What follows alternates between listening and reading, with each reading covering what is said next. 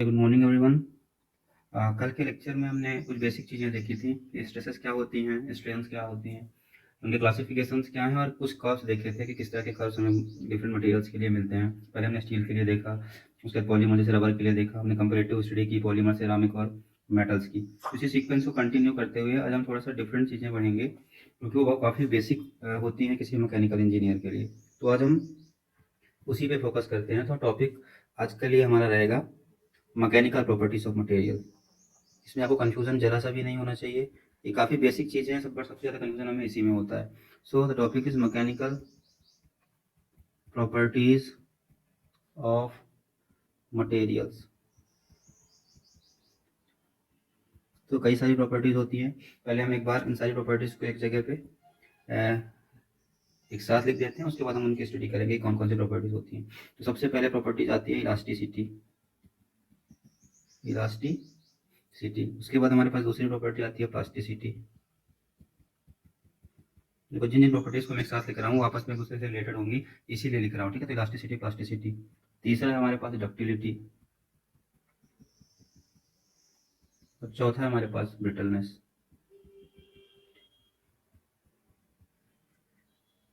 Fifth है हमारे पास malleability और सिक्स्थ है हमारे पास हार्डनेस। सेवंथ है हमारे पास स्ट्रेंथ और एट्थ है हमारे पास टफनेस। टफनेस को मैंने लास्ट में लिखा है बिकॉज टफनेस में मैं आपको कई सारी चीज़ें बताऊंगा तो ये काफ़ी इंपॉर्टेंट है। सो स्टार्ट करते हैं। सबसे पहले हमारी पहली property that is elasticity.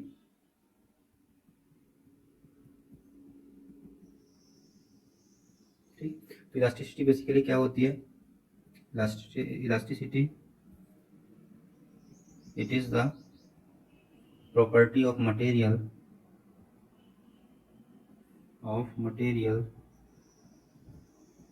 by virtue of which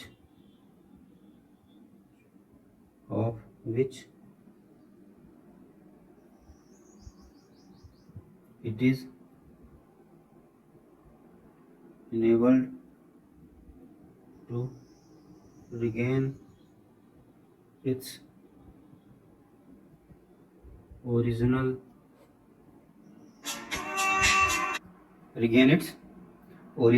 dimension। ठीक है, on the removal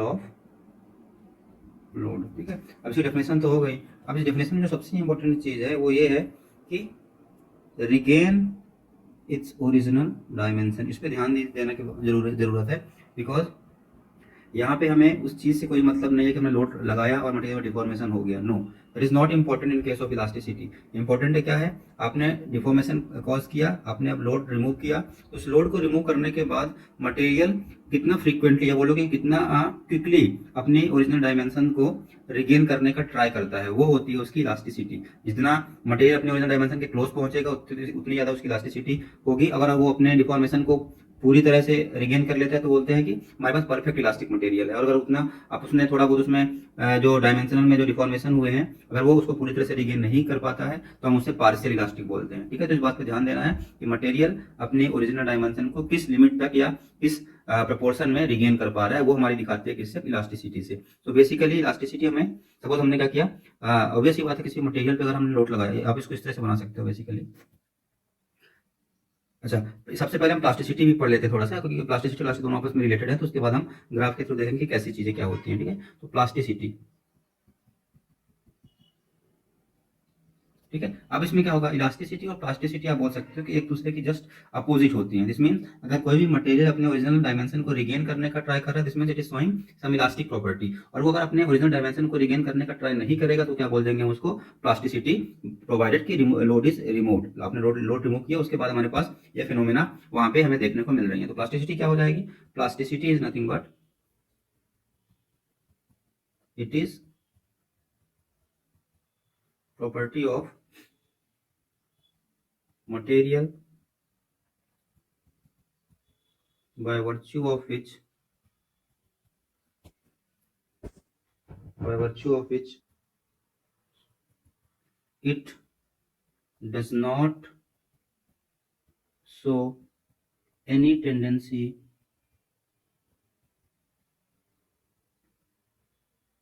to regain its original dimension। तो आपको क्लियर हुआ ऑन रिमूवल ऑफ लोड। तो आपको समझ में आ रहा है ये दोनों चीजें आपस में एग्जैक्टली अपोजिट होती है, ठीक है। अब भाई ग्राफ के थ्रू समझते हैं कि एक्चुअल में चीजें हो कैसे रही हैं, ठीक है। आप सबको हमने स्ट्रेस और स्ट्रेन का कर्व आप लोगों ने पढ़ा है, तो थोड़ा सा देख लेते हैं कि कैसे चीजें दिखती है स्ट्रेस और स्ट्रेन में, इलास्टिसिटी और प्लास्टिसिटी बेसिकली होता क्या है, ठीक है। तो हमें पता है कि अगर हम कर्व बनाते हैं इलास्टिक कर्व में, तो हमें कुछ इस तरह कर्व मिलता है। हम केवल वो पॉइंट्स बनाएंगे जहां तक हमें नीड एंड चीज होगी, ठीक है। तो सपोज हमारे पास एक प्रोपोर्शनल लिमिट हो गई और ये हो गई हमारी इलास्टिक लिमिट, ठीक है। This is proportional limit and this is elastic limit. बाकी पॉइंट से हमें कोई लेना देना नहीं है, ठीक है। तो एक तो ये कर्व हमने बना लिया। दूसरा कर्व हम एक और बनाते हैं इसी के पैरेलली, जिसमें हम बताएंगे कि अगर मटेरियल हमारा फुल इलास्टिक नहीं हुआ, इसको क्या बोलते हैं, स्ट्रेस स्ट्रेन कर्व। सबको पता है स्ट्रेस स्ट्रेन कर्व। अब एक और कर्व बना लेते हैं ना सिमिलर वे। ये कुछ इस तरह कर्व बन गया, फिर से वही प्रोपोर्शनल लिमिट इलास्टिक लिमिट, ठीक है। अब क्या होगा, अगर आप किसी भी मटेरियल को, यूजुअली डक्टाइल मटेरियल की बात करते हैं, अगर आपने उसकी लोडिंग करी तो दिस इज द पाथ, क्योंकि हमारा लोडिंग का पाथ होता है कौन सा पाथ हमारा लोडिंग का पाथ है, this path is our loading path, ठीक है। ये हमारा लोडिंग पाथ होता है, ठीक है। तो अगर आपने कोई मटेरियल, हमारे पास इलास्टिक मटेरियल है, अगर आपने उसको इलास्टिक पॉइंट ई तक डिफॉर्म कर दिया है by the application of load. अब अगर क्या करोगे, अगर आपने लोड को यहाँ पे रिमूव कर दिया, तो मटेरियल जिस सपोज मटेरियल ने ये पाथ फॉलो किया था लोडिंग करने पे, अनलोडिंग करने पे, if you are deform the material up to the elastic point, it will be following the same path in the reverse direction. This means this path will be traversed back in a same way, that is it won't be showing any deviation from this particular curve. ये क्या होगा हमारा unloading के case में, ठीक है। अब ये एक चीज और आपको इसमें ध्यान में देने वाली है, कौन सी, कि जो हमारा ई पॉइंट तक होता है, ई पॉइंट तक जो हमारा रीजन होता है, इसको बोला जाता है इलास्टिक रीजन। क्या बोलते हैं इसको, इलास्टिक रीजन। और ये ई पॉइंट के बाद का जो रीजन होता है, इसको बोला जाता है प्लास्टिक रीजन। क्यों ऐसा होता है, क्योंकि जो हमारा इलास्टिक लिमिट होती है वो हमारी बाउंड्री होती है इलास्टिक और प्लास्टिक रीजन के बीच में। किसी भी मटेरियल को अगर आप ई पॉइंट तक डिफॉर्म करके जब भी लोड को रिमूव करते हो, तो यूजुअली वो अपनी सारी की सारी डिफॉर्मेशन, या बोलो कि उसका जो डायमेंशनल चेंजेस उसमें हुए थे, उस सबको वापस से रिगेन कर लेता है, अपने ओरिजिनल शेप एंड साइज पे पहुंच जाता है। बट अगर आपने उसी मटेरियल को ई पॉइंट के बियॉन्ड लोडिंग करके फिर से लोड रिमूव किया, तो मटेरियल कभी भी सेम पाथ को फॉलो नहीं करेगा। और वो हम यहाँ पे देखने जा रहे हैं। सपोज आपने लोड लगाया और लोड की वैल्यू कहाँ पे आ गई, सपोज इस पर्टिकुलर पॉइंट पे आ गई, आपने लोड लगाया। यहाँ पे एक और चीज कर लेते हैं, हमारे पास लोडिंग का डायग्राम कहाँ तक है, ई पॉइंट तक पहले उसको बना लेते हैं। Diagram is up to the point E, ठीक है। ये हमारा लोडिंग हो गया, लोडिंग कर्व, ठीक है, याद रखना, लोडिंग डायरेक्शन, ठीक है, कौन सा, ये। अब अगर हम सेम डायग्राम हमारे पास है, हमने लोड किया किस डायरेक्शन में, हमने कुछ इस तरह से लोड किया, this is the way we have loaded the material. हमने ई पॉइंट के बियॉन्ड लोडिंग करी है, ध्यान रखना, loading is up to this point, up to this point, up to this point, ठीक है। अब क्या करोगे, जैसे ही आप इस पॉइंट पे लाके मटेरियल से लोड को रिमूव करोगे, तो क्या होगा हमारे पास, the material won't be following the same curve, और वो क्या करेगा, कुछ इस तरह कर्व फॉलो करेगा। Usually these two lines are parallel, ठीक है, याद में रखना, जब भी अनलोडिंग होती है पैरेलल होता है, जो हमारे पास इन दोनों कर्व लाइंस कर्व और ये दोनों लाइन पैरेलल होती हैं, but the path followed will be this one, this will be the path followed. अब ये क्या हो गया, देखो इसमें कुछ रीजन हमारे पास बनेंगे, हमने पहले डिस्कस किया है इसके बारे में, अभी बताया मैंने आपको। जो इलास्टिक वाले पॉइंट तक हमारे पास रीजन होता है, इसको क्या बोला जाता है, इलास्टिक रीजन, यस और नो। ये तो इलास्टिक रीजन आ गया, और इसके बाद हमने क्या बोला था, प्लास्टिक रीजन। तो देखो यहाँ पे क्या है, यहाँ पे अगर मैं इस रीजन की बात करता हूँ, ये जो रीजन है हमारे पास, तो यहाँ पे क्या हुआ, जैसे आपने लोड रिमूव किया, तो मटेरियल में क्या हुआ, जो भी हमारे पास लोडिंग पॉइंट है, इसको हम नाम दे देते हैं पीई। सपोज हमने इसको सी पॉइंट नाम दे दिया, सपोज हमने इसको सी पॉइंट नाम दे दिया आर्बिट्रेली। तो क्या हुआ, जब आपने अनलोडिंग करी, तो मटेरियल ने ये पाथ को फॉलो किया, तो मटेरियल इस पाथ को फॉलो कर रहा है। तो हमारे पास इसमें दो तीन चीजें आपको देखने को मिलेंगी। एक तो क्या होगा, जब भी किसी मटेरियल को ई के बियॉन्ड आप लोड करके अनलोड करोगे, तो सबसे उसमें क्या होगा, somewhat elastic recovery will always be there provided the material is kind of ductile material। तो उसमें थोड़ी बहुत इलास्टिक रिकवरी जरूर होगी।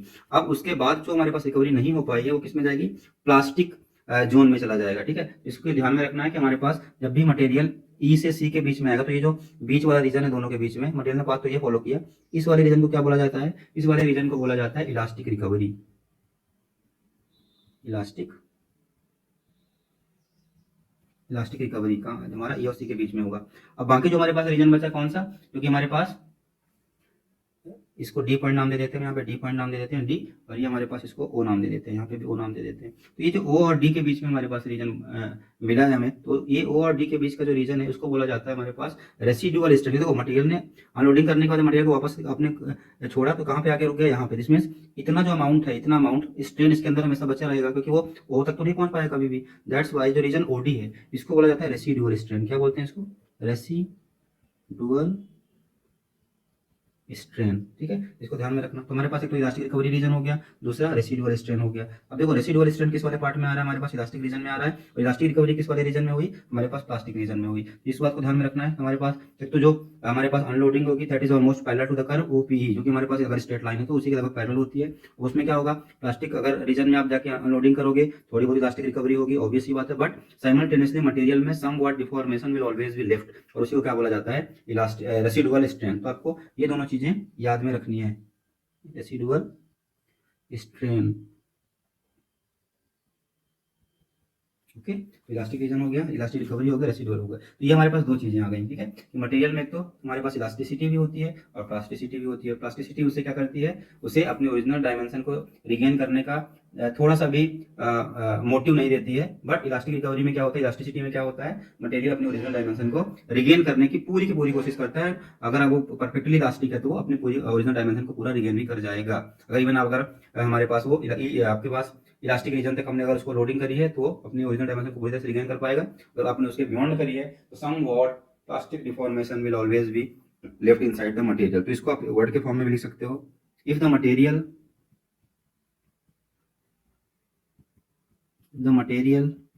Is stretched up to elastic point it will fully regain its original dimension. ठीक है, and similarly if the material is stretched beyond elastic point it will never regain its original dimension, and somewhat plastic deformation will always be left inside the material. तो इसको क्या बोला जाता है, residual strain. आप लोगों ने देखा रेसिडुअल स्ट्रेन का कॉन्सेप्ट उसी से आता है। ठीक है, तो हमारे पास ये दो कर्व्स हो गए। अब देखो इसी में एक छोटी सी बात आती है, हमारे पास कंपैरिजन किया जाता है स्टील एंड रबर में, स्टील एंड रबर। अब देखो आदमी को कंफ्यूजन होता है कि सर रबर ज़्यादा इलास्टिक है कंपेयर टू स्टील, बट ये पूरा का पूरा एक मिसकंसेप्शन है। सबको पता है हमारे पास steel is more elastic, steel is more elastic than rubber because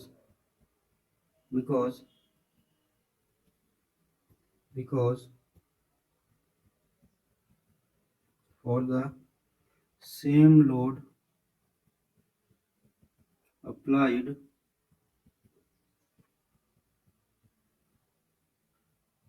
the deformation in rubber will be more than steel, but the tendency to regain its original dimension is more in steel than rubber, and that's why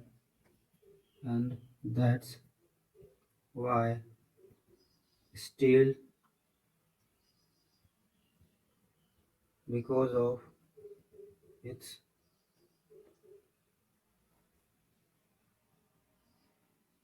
that's why steel, आप इसके लिखेंगे that's why steel is more elastic, steel is more elastic than rubber. तो confuse नहीं होना है। याद है elasticity क्या नोट करते हैं कि किसी भी मटेरियल की डिफॉर्मेशन की टेंडेंसी कितनी नहीं है, वो इंपॉर्टेंट नहीं है हमारे लिए। हमारे लिए इंपॉर्टेंट है क्या है, डिफॉर्मेशन होने के बाद when you are removing that particular load, तो किस मटेरियल में अपने ओरिजिनल डायमेंशन को रिगेन करने की टेंडेंसी ज्यादा है, रबर में है या स्टील में। तो ऑब्वियस ही बात है स्टील में कम डिफॉर्मेशन हुआ है, but the molecular bonding is stronger, that's why अपने ओरिजिनल डायमेंशन को रिगेन करने की टेंडेंसी स्टील में ज्यादा है compare to rubber, and that's why जो स्टील की इलास्टिसिटी है वो ज्यादा है कंपेयर टू रबर। तो इसमें कंफ्यूज नहीं होना है स्टील और रबर में। ये हो गया हमारे पास basic about the steel and rubber and elasticity and plasticity. तो next property is what, next property is ductility. ठीक है, डक्टिलिटी के बारे में पढ़ लेते हैं। Ductility third property I think.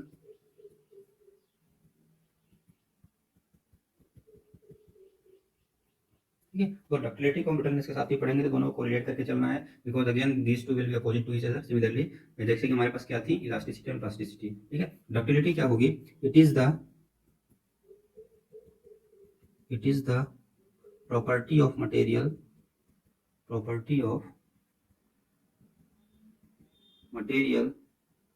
by the virtue of which it can be drawn out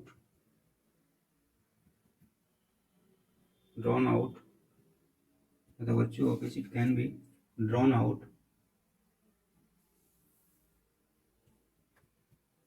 longitudinally। याद रखना इसमें एक टर्म इंपॉर्टेंट है, longitudinally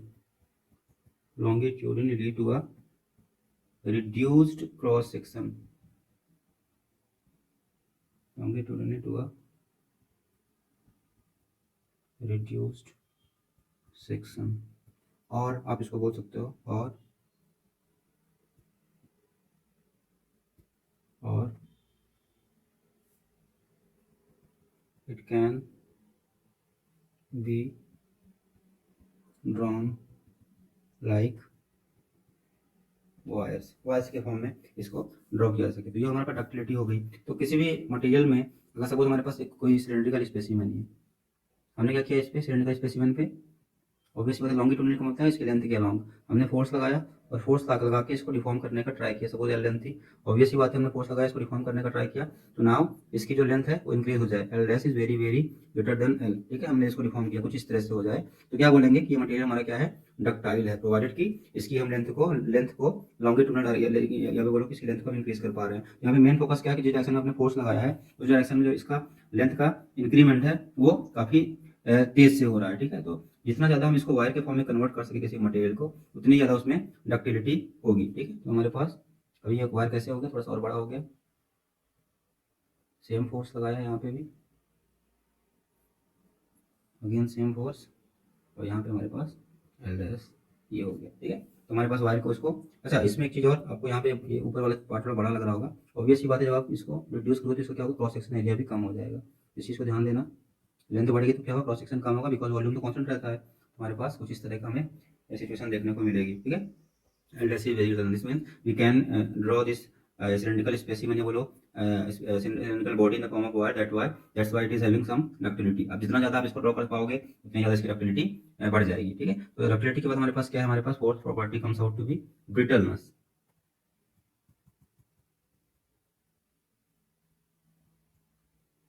ठीक है, इसको भी देख लेते हैं क्या होता है। So brittleness is nothing but it is lack of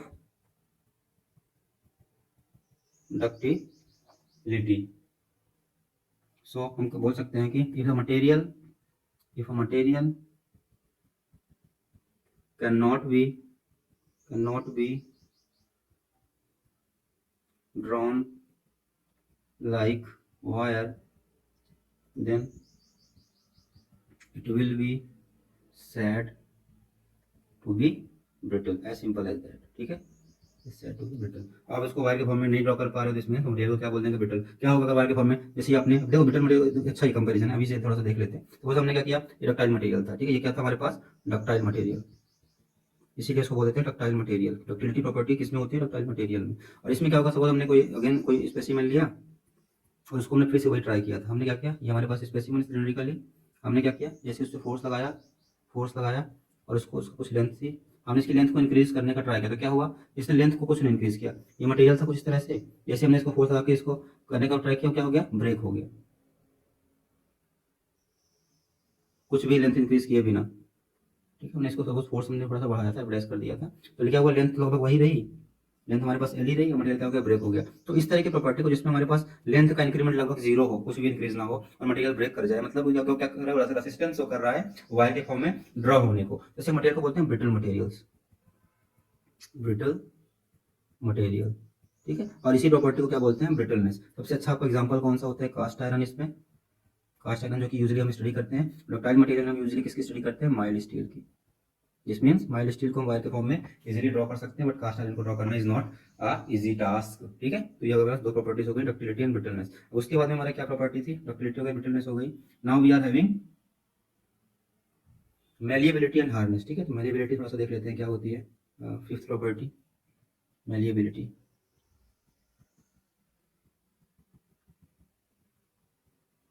malleability क्या होगी, जैसे आपने डक्टिलिटी पढ़ा तो कुछ उसी तरह से रिलेटेड होता है। अब डक्टिलिटी में क्या होता है कि हम उसको वायर के फॉर्म में ड्रॉ करते हैं, या बोलो कि लॉन्गिट्यूडनल, जैसे उन्होंने लिखा था क्या कि लॉन्गिट्यूडनली। ठीक है, वहां पे जो हमारा फोकस होता है उसको एक पर्टिकुलर डायरेक्शन में ड्रॉ करने का होता है। बट मैलिएबिलिटी में क्या होगा, हमारे पास उसी स्पेसिमेन को अगर हम हर एक डायरेक्शन में ड्रॉ कर सकते हैं इजिली, या बोलो कि अदर वर्ड सीट के फॉर्म में कन्वर्ट कर सकते हैं, तो हम बोलते हैं कि दैट मटेरियल इज मैलिएबल। ठीक है, इसको याद रखना। तो हम इसको लिख सकते हैं कि it is the property of, it is the property of material by the virtue of which is it can be it can be drawn or better extended in all direction without rupture on application of force। ठीक है, तो हमारे पास क्या हो जाती है, इसको बोल देते हैं मैलिएबिलिटी। ठीक है, तो आप डक्टिलिटी से इसको रिलेट कर सकते हो। डक्टिलिटी में वन डायरेक्शन में होती है, मैलिएबिलिटी में हर एक डायरेक्शन में आप इसको फोर्स लगा के डिफॉर्म कर सकते हो। ठीक है, इसको इसको बोल सकते हो कि इसको रख सकते हो और द मटेरियल, इसको दूसरे कलर से लिख लेते हैं, और the material can be drawn like seeds, या बोलो material can be converted into seeds without rupture. ठीक है, यहाँ पे किसका कॉन्सेप्ट आ गया कि मटेरियल को सीड के फॉर्म में कन्वर्ट कर पा रहे हो, तो इसमें material is what, material is malleable. ठीक है, ये हमारा हो गया मैलिएबिलिटी की प्रॉपर्टी। मैलिएबिलिटी के बाद हमारे पास क्या था, हार्डनेस था। यूजुअली हमारे पास जो डक्टाइल मटेरियल होते हैं वो मैलिएबल भी होते हैं, इसका आपको ध्यान में रखना है, क्योंकि ब्रिटल मटेरियल मैलिएबल नहीं हो सकता, बिकॉज उसको एक ही डायरेक्शन में आप ड्रॉ नहीं कर सकते, तो सारे डायरेक्शन में ड्रॉ कैसे करोगे। ठीक है, तो इसको ध्यान में रखना। तो six property is brittle, six property is hardness. Okay, ठीक है, अब इसमें क्या होगा, इट इज रेसिस्टेंस टू, ये बोलो it is the property of material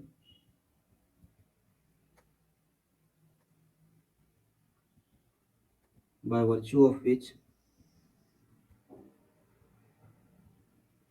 it shows resistance to indentation। ठीक है, इसको मैं याद रखना, मटेरियल shows indentation और surface रेसिस्टेंस टू इंडेंटेशन और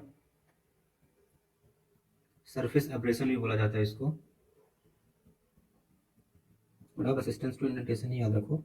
इसका मतलब क्या होता है, अब देखो सबसे कॉमन एग्जांपल आप इसको इस तरह से समझ सकते हो कि तो एल्यूमिनियम के पॉट्स आप सब लोग घर पे यूज करते हो, ठीक है। तो आपको पता है कि एल्यूमिनियम के पॉट्स में क्या होता है, आप चाहो तो कभी उसको वॉश किया होगा किसी आप लोगों ने, किसी जो मेटल का वो वॉशर आता है उससे, तो उसमें क्या होता है जैसे आप उसको वॉश करो तो उसमें क्या होते हैं बस निशान पड़ जाते हैं इंडेंटेशन टाइप में। तो उसमें आपको लगता है जैसे आपने वॉश किया तो पूरा कई सारे उसमें उसे एक मटेरियल रिमूव हो गया वहां से, या उसका खरोच टाइप में आ गई है, ठीक है। उसको नाखून से भी आप खरोच के एक इंडेंट करा सकते हो। तो इसी तरह का आप कहीं पे भी किसी मटेरियल को अगर आप इस तरह से आप बोलो कि अगर वो मटेरियल हार्ड उसकी हार्डनेस कम होगी तो क्या होगा, अगर आप थोड़ा सा भी फोर्स अप्लाई कर दोगे, थोड़ा सा भी उसमें कोई नुकीली चीज गड़ा दोगे तो उसमें क्या होगा, इंडेंट पड़ जाएगा, डेंट पड़ जाएगा, ठीक है। तो वहां पे क्या होता है हमारे पास उसकी हार्डनेस कम होती है। अगर किसी मटेरियल की हार्डनेस ज्यादा होगी तो उसमें क्या होगा, आप ज्यादा फोर्स भी लगाओगे, आप कितना भी उसमें नुकीला पिन गड़ाते रहोगे तो उसमें क्या होगा, इतना इजीली उसमें इंडेंट नहीं होगा, ठीक है। इसीलिए इसको बोला जाता है रेसिस्टेंस टू इंडेंटेशन। कौन सा मटेरियल कितना शो कर रहा है वही बताता है कि वो कितना हार्ड है और कितना सॉफ्ट है, ठीक है। तो आप इसमें देख सकते हो कि अगर कंपेरेटिव में कि aluminum is less hard compared to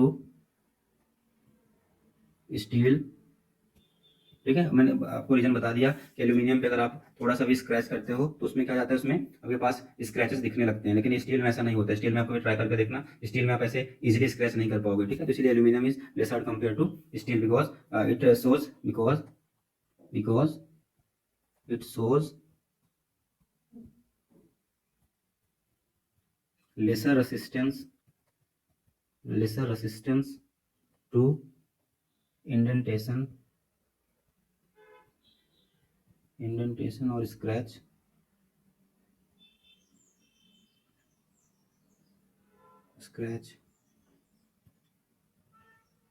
lesser resistance to indentation or scratch then steel, ठीक है। अब इसमें और आपको एग्जांपल देखना तो लिख सकते हो हार्डनेस में cast iron, usually cast iron की स्टडी की जाती है, हार्डनेस में भी हार्ड होता है कास्ट आयरन। अगर सबसे आपको हार्ड पढ़ना है तो अभी आप जब आयरन कार्बन डायग्राम वगैरह पढ़ते हैं तो उसमें आपका एक नाम आता है मार्टेनसाइट, हार्डेस्ट मटेरियल, ठीक है।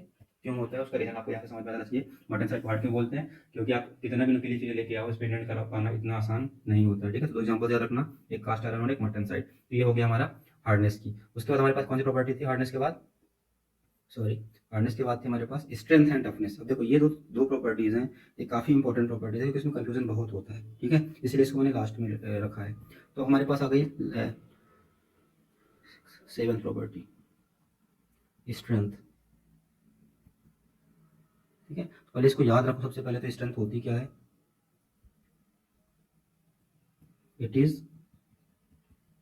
स्ट्रेंथ क्या होती है, it is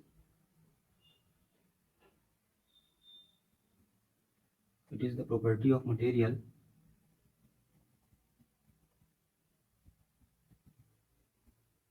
by virtue of which it shows resistance, याद रखना resistance, it shows resistance to fracture under load. अब देखो, अब देखो स्ट्रेंथ तो सबसे आप इजीली रिलेट कर सकते हो अपने साथ भी, देखिए किसी भी हम लोग अपनी ही बात करते हैं, सपोज आप लोग में से जितने भी लोग जिम जाते हैं, जिम में क्या होता है हम लोड उठाते हैं ना अपने हाथों से, दोनों हाथों से, तो क्या होता है लिमिट होती है हमारे पास। स्टार्टिंग में आपको लगता है 5 kg उठा पाओ काफी, देखो उसके बाद आप बढ़ाते जाते हो 10 15, तो अपनी स्ट्रेंथ इंक्रीज कर पा रहे हो, ठीक है। अगर सपोज आपने पहले दिन गए 20 किलो उठा लो, नहीं तो वो नहीं पॉसिबल है ना। इस मीन्स आपकी लिमिट है कि आप कितना लोड उठा सकते हो। अगर आपने एक ही पहले दिन जाके 20 किलो को उठा लिया तो हो सकता है कि आपने फ्रैक्चर हो जाए, ठीक है। तो इसी तरह से मटेरियल में भी होता है कि वो कितना लोड बियर कर सकता है, कितना लोड उठा सकता है, वो बताता है कि उसकी स्ट्रेंथ कितनी है, ठीक है। जिस लोड पे वो फ्रैक्चर हो जाएगा तो क्या बोल देंगे कि हम इस लोड पे फ्रैक्चर हो रहा है तो उसकी स्ट्रेंथ उस लोड को उठाने की नहीं थी, दैट्स व्हाई फ्रैक्चर हो गया, ठीक है। तो जिस लोड तक वो फ्रैक्चर नहीं होता है या उसकी टेंडेंसी होने लगती है कि हाँ फ्रैक्चर हो जाएगा, उसी को हम बोलेंगे कि उस मटेरियल की स्ट्रेंथ उतनी ही है। उससे बियॉन्ड आप अगर उसको लोड दोगे तो वो फ्रैक्चर कर जाएगा। तो स्ट्रेंथ को बस इतना समझना है आपको कि आप कितना उस पर लोड लगा पा रहे हो जिसको बियर कर सकता है विदाउट फ्रैक्चर। अगर फ्रैक्चर हो गया तो उसकी स्ट्रेंथ नहीं काउंट होगा। जितने लोड पे, मैक्सिमम लोड पे वो उसको बियर कर दिया उस लोड को, उसको बोला जाता है उसकी स्ट्रेंथ उतनी ज्यादा है, उतनी है, ठीक है। अब देखो स्ट्रेंथ में डिपेंडिंग अपॉन किस तरह का लोड है, कई तरह के टर्म्स यूज होते हैं, तो हम 1 2 3 हम यहाँ लिख लेते हैं। पहला हमारा सपोज हमारे पास दो तीन नाम है, तो सबसे पहले ले लेते हैं यील्ड स्ट्रेंथ। आप लोग फ्रिक्वेंटली सुनते हो यील्ड स्ट्रेंथ, तो इसमें क्या हो जाएगा, यील्ड स्ट्रेंथ में क्या होगा, यील्ड स्ट्रेंथ हो जाएगा कि हमारा यील्ड पॉइंट में पता होता है स्ट्रेस स्ट्रेन कर्व में। अब उस जो यील्ड पॉइंट पे जो लोड लगता है, जब उसको एरिया से डिवाइड कर देते हैं, क्या बन जाता है हमारे पास यील्ड स्ट्रेंथ आ जाती है उस मटेरियल की, कि हाँ इस मटेरियल में इतनी स्ट्रेंथ है कि वो इस लिमिट तक अगर आपने लोड लगाया तो उसकी यील्डिंग नहीं होगी, अगर आपने इसके बियॉन्ड लोड लगाया तो उसकी यील्डिंग हो जाएगी, इसलिए उसको बोला जाता है उसकी यील्ड स्ट्रेंथ। सिमिलरली हमारे पास अल्टीमेट स्ट्रेंथ आता है, अल्टीमेट स्ट्रेंथ आता है, उसमें क्या होगा, अल्टीमेट स्ट्रेंथ में आपको पता है यूटीएस पॉइंट आता है, अल्टीमेट टेंसाइल स्ट्रेस पॉइंट, उसमें मैक्सिमम लोड जो मटेरियल बियर कर सकता है वो होता है, उस लोड को आप एरिया से डिवाइड करो तो क्या हो जाएगा हमारा अल्टीमेट स्ट्रेंथ आ जाएगा। This means that is the maximum load that a material can carry, ठीक है। उसके बियॉन्ड आपको पता है कि लोड भी डिक्रीज होने लगता है, ठीक है। तो उस जो हमारे पास लिमिट होती है यूटीएस, उस लिमिट के बियॉन्ड आप मटेरियल पे लोड नहीं लगा सकते हो। तो अगर कोई पूछे कि किसी मटेरियल की मैक्सिमम स्ट्रेंथ कितनी हो सकती है, तो क्या हो सकती है वो उसकी अल्टीमेट स्ट्रेंथ। ये स्ट्रेंथ थोड़ी कम होती है, अल्टीमेट स्ट्रेंथ मैक्सिमम स्ट्रेंथ होती है। अगर दोनों टर्म अलग अलग होते हैं वैसे तो ये स्ट्रेंथ डक्टाइल मटेरियल के लिए यूज करते हैं, किसके लिए, ये मैंने पहले ही बताया था, यूजुअली किसके लिए यूज होता है, डक्टाइल मटेरियल के लिए। और अल्टीमेट स्ट्रेंथ किसके लिए होता है, ब्रिटल मटेरियल के लिए। ऐसा क्यों, क्योंकि ब्रिटल मटेरियल के लिए ऐसा इसलिए होता है क्योंकि हमारे पास ब्रिटल मटेरियल कभी भी यील्डिंग शो नहीं करता, वो हमेशा आपको दो पीसेस में, मैंने दिखा था ना, दो पीसेस में ब्रेक कर गया। यहाँ पे देखो कास्ट आयरन का एग्जांपल दिया था, वो ब्रिटल मटेरियल होता है, दो पीसेस में ब्रेक कर गया, हमारे पास कोई यील्डिंग नहीं हुई, कोई डिफॉर्मेशन नहीं हुआ, सीधे ब्रेक कर गया, इसीलिए हमारे पास मैक्सिमम लोड उस पर लग के वो हमारे पास ब्रेक कर जाता है दो पीसेस में। दैट्स व्हाई अल्टीमेट स्ट्रेंथ वहां पे काउंट होता है यूजुअली ब्रिटल मटेरियल केस में। डक्टाइल मटेरियल केस में भी आप काउंट कर सकते हो, but usually practical application point of view से अगर डक्टाइल मटेरियल है तो जैसे उसका यील्ड पॉइंट आएगा, हम अज्यूम कर लेंगे कि मटेरियल हमारा फेल हो गया। सिमिलरली ब्रिटल मटेरियल केस में जैसे ही उसका यूटीएस पॉइंट आएगा, हम अज्यूम कर लेंगे कि हमारा मटेरियल फेल हो जाएगा, बिकॉज उसमें यील्डिंग लगभग नेग्लिजिबल होती है। सिमिलरली आप लेटर ऑन पढ़ोगे, अल्टीमेट स्ट्रेंथ हो गया, फ्रैक्चर स्ट्रेंथ भी आप लोग देख चुके हो। फ्रैक्चर स्ट्रेंथ क्या होती है, जहाँ पे मटेरियल नेकिंग वगैरह होकर सब एकदम खत्म हो जाता है, दो पीसेस में ब्रेक हो जाता है। सिमिलरली इसके बाद हमारे पास जब हम टॉर्जन वगैरह पढ़ेंगे तो टॉर्जनल स्ट्रेंथ आएगी, टॉर्जनल स्ट्रेंथ आएगी। ऐसे हमारे पास बेंडिंग स्ट्रेंथ आती है, ठीक है। तो ये डिपेंडिंग अपॉन किस तरह का लोड लगा रहे हो आप, उसके हिसाब से हमारे पास अलग अलग सिचुएशन में अलग अलग तरह की स्ट्रेंथ है, ठीक है। अब इसमें से हम इन दोनों चीजों को बाद में पढ़ेंगे, बट बाकी चीजें हमें अभी के भी पता है क्योंकि हमने इनको कर्व के थ्रू स्टडी ऑलरेडी कर लिया है, ठीक है। तो this is all about the strength. अब स्ट्रेंथ के बाद एक लास्ट प्रॉपर्टी बचती है, जल्दी उसको कर लेते हैं। 6th 7th 8th, वो हमारे पास क्या है, टफनेस, टफनेस, ठीक है। तो ये क्या होता है बेसिकली, इसको याद रखना, काफी ज्यादा यूज होता है और आपके न्यूमेरिकल पॉइंट ऑफ व्यू से भी ये काफी ज्यादा इंपॉर्टेंट है हमारे लिए, ठीक है। तो टफनेस क्या होती है, it is the property of material,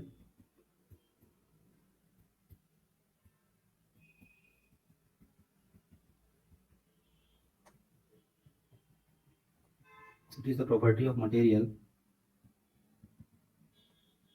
to absorb, it is the property of material to absorb, या बोलो कि property of material which enables it, ठीक है, property of material which enables it to absorb energy, to absorb energy without fracture, without fracture।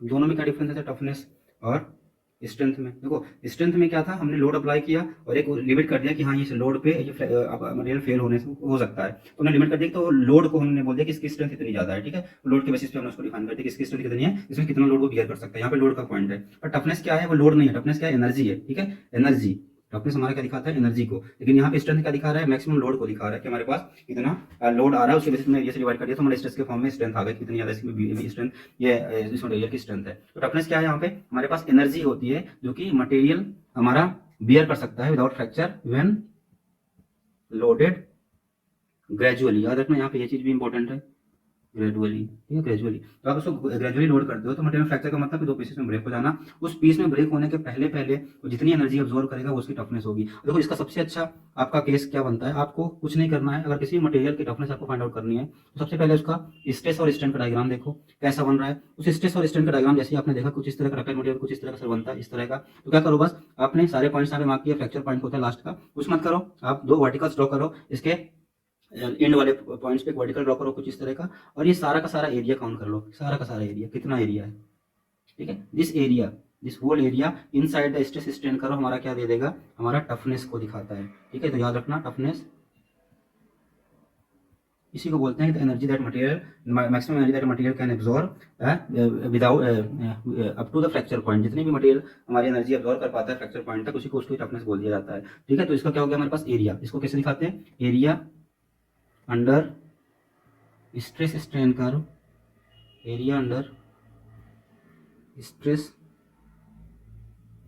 Strain curve denotes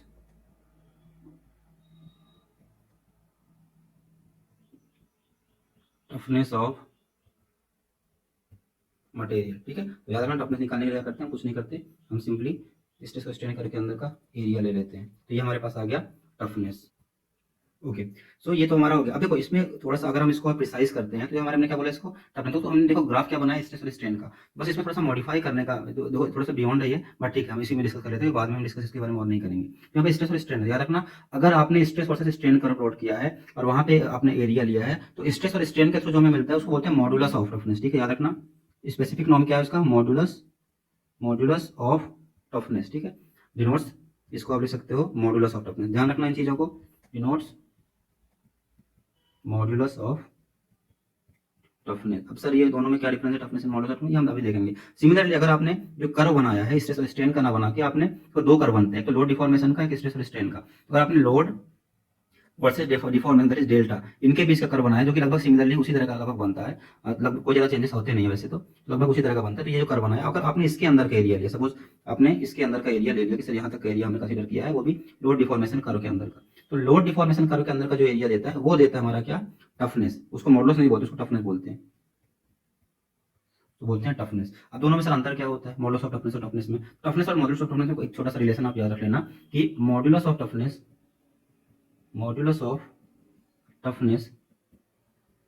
is nothing but toughness पर unit volume.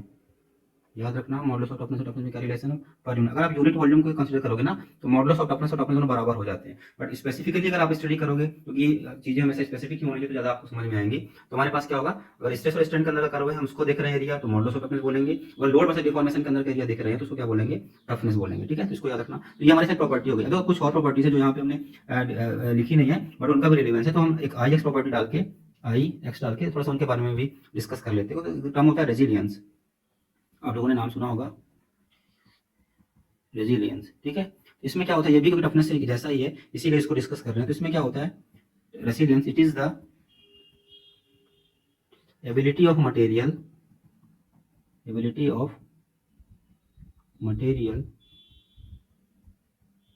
To absorb energy in the elastic region. याद रखना यहाँ पे rupture तक का नहीं है, इन the elastic reason. कोई भी मटेरियल इलास्टिक रीजन में अगर एनर्जी अब्सॉर्ब करता है तो उसको बोल देते हैं उसका रेजिलियंस उतना है। अभी कुछ में दो टर्म होते हैं, रेजिलियंस, दूसरा होता है प्रूफ रेजिलियंस। एक इसको थोड़ा सा यहीं पे देते हैं कि प्रूफ रेजिलियंस क्या होता है। ठीक है, प्रूफ रेजिलियंस, प्रूफ रेजिलियंस वो क्या हो जाएगा, प्रूफ रेजिलियंस में अभी तो इलास्टिक रीजन में अब्सॉर्ब किया, अब इसमें क्या होगा, it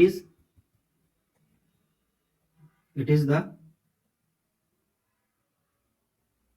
maximum energy absorbed by the material up to elastic point. याद रखना दोनों में डिफरेंस क्या है, इस कर्व के थ्रू हम समझ लेते हैं कि दोनों में क्या डिफरेंस है। जब हमने रेजिलियंस की बात की तो सबसे पहले हमारे पास कर्व बना लेते हैं स्ट्रेस और स्ट्रेन का। ये हमारे पास स्ट्रेस, याद रखना स्ट्रेस और स्ट्रेन का ही कर्व है। देखो हमारे पास, आपको पता है कि इलास्टिक रीजन में अगर हम बात करते हैं तो हमारे पास कई सारे पॉइंट्स होते हैं वैसे तो, दिस इज कुछ इस तरह का। तो ये हमारे प्रोपोर्शनल पॉइंट हो गया और ये हमारे पास इलास्टिक पॉइंट हो गया। ठीक है, तो अगर आपने सपोज आपने इलास्टिक रीजन के अंदर कहीं पे भी कोई भी पॉइंट ले लिया, बोला कि सर मैं यहाँ पे इंटरेस्टेड हूँ, यहाँ पे इंटरेस्टेड हूँ, तो आप सब आप क्या करो वहाँ पे, अगर आप सपोज यहाँ पे कहीं इंटरेस्टेड हो तो क्या करो, वहाँ से वर्टिकल ड्रॉ करो, यहाँ से इसको मैं डैश डैश कर देता हूँ, वर्टिकल ड्रॉ करो इस तरह से, और उसका एरिया ले लो पूरा, उसके उसके जो हमारा एरिया निकल के आता है ना उस पॉइंट तक का, जो भी हमने पॉइंट को रेफरेंस लिया, इसको बोल देंगे हम क्या, रेजिलियंस मटेरियल की। इसको क्या बोलते हैं, रेजिलियंस। क्योंकि एनर्जी एब्जॉर्ब है हमारे पास इलास्टिक रीजन के अंदर, कोई सा भी पॉइंट ले लो कहीं से भी, ये भी रेजिलियंस बोलोगे। अगर आपने कहीं यहाँ पे पॉइंट ले लिया फिर आपने कुछ इस तरह से एरिया निकाला तो ये भी हमारा क्या हो जाएगा, रेजिलियंस हो जाएगा दूसरा। ठीक है, डिपेंडिंग अपॉन हमारे पास कौन सा पॉइंट है। अगर यहीं पे हम बात कर लेते हैं प्रूफ रेजिलियंस की, तो हमारे पास वहाँ पे थोड़ी सी चीजें बदल जाएंगी। तो प्रूफ रेजिलियंस हमारा मैक्सिमम एनर्जी एब्जॉर्ब होता है कहाँ तक, हमारे पास इलास्टिक लिमिट तक। तो कर्व कैसा है, कर्व हमारा सेम रहेगा, ये कर्व हमारे पास अगेन प्रोपोर्शनल लिमिट, ये हमारे पास इलास्टिक लिमिट। तो अगर हमारे पास प्रूफ रेजिलियंस चाहिए तो हमें क्या करना पड़ेगा, हमें अप टू इलास्टिक पॉइंट ही पूरा का पूरा एरिया निकालना पड़ेगा, यही वो मैक्सिमम एरिया होता है। अभी जो मैक्सिमम एरिया है इसको क्या बोल देते हैं हम, प्रूफ रेजिलियंस। ठीक है, याद रखना। अब इसमें देखो कई बार आपसे पूछा जाता है कि मॉडुलस ऑफ रेजिलियंस या मॉडुलस ऑफ प्रूफ रेजिलियंस क्या होता है, तो कंफ्यूज मत होना। मॉडुलस मैंने बता दिया क्या होता है। मॉडुलस हमेशा मॉडुलस ऑफ सपोज अगर मैंने यहाँ पे रेजिलियंस लिखा है, कुछ नहीं करना है। Modulus resilience equal to resilience per unit volume, याद रखना, पर यूनिट वॉल्यूम। अब सर वो कोई पूछेगा कि सर वॉल्यूम कैसे लें, तो अगर हमारे पास सिलिंड्रिकल स्पेसिमेन है, सपोज हमारे पास सिलिंड्रिकल स्पेसिमेन है, तो उसमें क्या होता है, वॉल्यूम कितना होगा, volume is equal to area into length. ये हमारा इसका वॉल्यूम हो गया। बस आपको इतना ध्यान रखना है, ठीक है। तो आशा लगता है काफी बड़ा हो गया, तो आज के लिए बस इतना ही करते हैं। तो मुझे सारी प्रॉपर्टीज डिस्कस करनी थी और मैंने ट्राई किया कि सारी प्रॉपर्टीज आपके सामने हो जाए। तो याद रखना, ये हमारे पास हमने आज के लगभग सारी प्रॉपर्टी डिस्कस करनी है। बस आपको उनका ध्यान में रखना कि क्या चीजें कैसे होती है, ठीक है। तो हमने इलास्टिसिटी डिस्कस की, क्या होती है, रिगेन करने की टेंडेंसी होती है मटेरियल की, अपनी ओरिजिनल डायमेंशन कितना जल्दी रिगेन कर सकता है। फिर प्लास्टिसिटी उसी का अपोजिट, कि कोई मटेरियल रिगेन ही ना करना चाहे तो उसको बोल देते हैं कि उसकी वो प्लास्टिक मटेरियल है, ठीक है, याद रखना। उसके बाद हमने डिस्कस किया स्टील और रबर में, तो steel is more elastic compare to rubber. This means हम बोल सकते हैं कि rubber is more plastic than steel, ठीक है। इसका मैंने वही रीजन भी दे दिया। डक्टिलिटी और हमने बिटरनेस की बात की। डक्टिलिटी मतलब कि आप वायर के फॉर्म में किसी मटेरियल को कितना ज्यादा ड्रॉ कर सकते हो, वो शो करेगा कि उसकी डक्टिलिटी उतनी ज्यादा है। ब्रिटलनेस क्या शो करेगा कि आप उस मटेरियल को थोड़ा सा भी वायर के फॉर्म में ड्रॉ ना कर सको, या बोलो कि लॉन्गिट्यूडनल डायरेक्शन में उसको ड्रॉ करना इज नॉट पॉसिबल अगर इजीली, तो उसको क्या बोलते हैं, वो मटेरियल हमारा ज्यादा ब्रिटल है, ठीक है। उस एग्जांपल मैंने कास्टर में दे दिया। मैन्युअबिलिटी क्या है, डक्टिलिटी से रिलेटेड है। डक्टिलिटी में यूनिडायरेक्शनल डिफॉर्मेशन करते हैं, मैन्युअबिलिटी में हर एक डायरेक्शन में डिफॉर्मेशन करते हैं। तो कोई भी मटेरियल जिसको सीट के फॉर्म में इजीली कन्वर्ट किया जा सकता है, उसको बोलेंगे कि this that material is more malleable. Usually ductile materials are more malleable than brittle materials, that's why हम यूजुअली डक्टाइल मटेरियल्स को ही मैलिएबल की कैटेगरी में लाते हैं। उसके बाद हमने हार्डनेस की बात की कि हमारे पास कोई मटेरियल कितना ज्यादा रेसिस्टेंस शो करता है इंडेंटेशन के लिए। हमने एग्जांपल दिया एल्यूमिनियम का, स्टील का। एल्यूमिनियम पे थोड़ा सा भी स्क्रैच करो तो क्या होता है, उस पे स्क्रैच पड़ जाते हैं। स्टील पे ऐसा नहीं होता। दिस मींस हमारे पास aluminium is lesser harder compare to the steel. और हमने हार्डनेस के रिलेवेंस में किसकी बात की, मार्टेनसाइट और कास्ट आयरन की, because these two are frequently used in engineering materials when it comes to hardness. उसका हमने स्ट्रेंथ की बात की। हमने स्ट्रेंथ के लिए क्या बोला, किसी भी मटेरियल में जैसे ह्यूमंस में होता है कि आप कितना लोड उठा सकते हो, वो आपको डिफाइन करता है। किसी आपको जितना लोड उठा पाओगे तो उसके हिसाब से आगे बॉडी में स्ट्रेस जनरेट होती है, तो कितना मैक्सिमम स्ट्रेस जनरेट हो सकती है। तो हमने उसके बेसिस पे दिखाया कि स्ट्रेस, हमने एक पर्टिकुलर लोड लगाया और फ्रैक्चर होने के पहले मटेरियल ने कि उस लोग कितना लोड बियर किया वो दिखा देता है कि उसकी स्ट्रेंथ कितनी है, ठीक है। It is nothing but the resistance to fracture under particular load. उसमें हमने कैटेगरीज देखी कि ये स्ट्रेंथ होता है यील्ड पॉइंट वाले पे, अल्टीमेट स्ट्रेंथ होता है अल्टीमेट पॉइंट पे, फ्रैक्चर स्ट्रेंथ होता है जहाँ पे मटेरियल रप्चर करता है, फिर टॉर्जनल स्ट्रेंथ और बेंडिंग स्ट्रेंथ हम बाद में पढ़ेंगे। यहाँ पे टॉर्जन के लिए रेसिस्टेंस है, यहाँ पे बेंडिंग के लिए रेसिस्टेंस है। उसके बाद हमने टफनेस में को स्टडी किया। टफनेस क्या था, ये हमारे पास मटेरियल है तो रप्चर होने के पहले वो कितनी एनर्जी एब्जॉर्ब कर पाता है, तो उसको हमने एरिया के थ्रू देखा। अब इसमें दो टर्म्स थे, modulus of toughness and toughness. Modulus of toughness का बोलते हैं जब एरिया अंदर स्ट्रेस एंड स्ट्रेन करो का हो, और टफनेस का बोलते हैं जब एरिया अंदर लोड एंड डिफॉर्मेशन करो का हो, तो उसको टफनेस बोल देते हैं। उसके बाद हमने देखा रिलेशन क्या होता है मॉडुलस ऑफ टफनेस और टफनेस में। Modulus of toughness is nothing but the toughness पर यूनिट वॉल्यूम। दिस मींस जो आपका एरिया स्ट्रेस और स्ट्रेन से निकल के आएगा और जो एरिया आपका लोड और डिफॉर्मेशन से निकल के आएगा, उन दोनों में बस एक ही रिलेशन है कि उसमें वॉल्यूम का डिफरेंस होता है और कुछ नहीं, ठीक है। उसके बाद हमने रेजिलियंस देखा, मटेरियल की कैपेबिलिटी, इलास्टिक लिमिट के अंदर कहीं पे भी आप कोई भी पॉइंट लो, उस पॉइंट तक मटेरियल कितना एनर्जी अब्सॉर्ब करता है उसको रेजिलियंस शो करता है। अगर वो मैक्सिमम लिमिट ले लोगे, दैट इज इलास्टिक पॉइंट ले लोगे, इलास्टिक पॉइंट पे हम उसको क्या नाम दे देंगे, प्रूफ रेजिलियंस की। Up to maximum elastic limit this material can absorb this much amount of energy, that's why इसको हम क्या बोल देंगे, प्रूफ रेजिलियंस। उसके बाद हमने मॉडल्स ऑफ रेजिलियंस देखा, या बोलो मॉडल्स ऑफ प्रूफ रेजिलियंस देखा, क्या हो जाएगा वो रेजिलियंस या proof resilience by volume. Cylindrical specimen का वॉल्यूम देखा कितना है, एरिया इनटू एल। तो आज के लिए इतना ही करते हैं। आई नो कि काफी बड़ा लेक्चर हो गया है, बट आप इस प्रॉपर्टी को एक बार गो थ्रू कर लो। अगर वीडियो हमारा 56 या जो भी 1 घंटे के अराउंड का है, तो उसको आप 2x स्पीड में एक बार गो थ्रू कर लो, 1-2 बार, या एक बार तो नॉर्मल स्पीड से थोड़ा सा बढ़ा के कर लो, जिससे आपको टाइम थोड़ा कम लगे। But make sure that you study all these things in a clear way, because these properties are very important for mechanical engineer to know, ठीक है। आज के लिए इतना ही करते हैं, बाकी चीजें हम कल से स्टार्ट करेंगे, जो कि हमारा न्यूमेरिकल बेस्ड चीजें स्टार्ट होंगी। तब तक के लिए good bye everyone, have a nice day, bye.